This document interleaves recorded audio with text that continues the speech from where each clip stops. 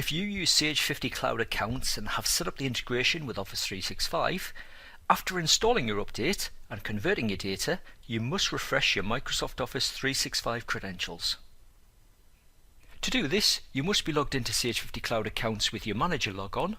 You then simply open the Settings menu, choose Company Preferences, and if prompted to close other windows, click Yes. You then re-enter your manager password, and from the Sage 50C Microsoft Office 365 tab, you click the option to re-enter Microsoft Office 365 ID. You simply enter your ID, and then your password, and then click Sign In.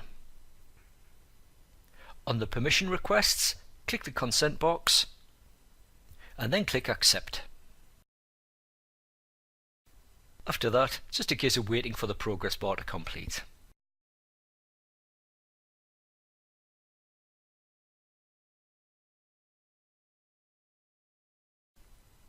Once complete, you return to the Company Preferences window, you click OK, you return to the desktop, and that's your settings refreshed.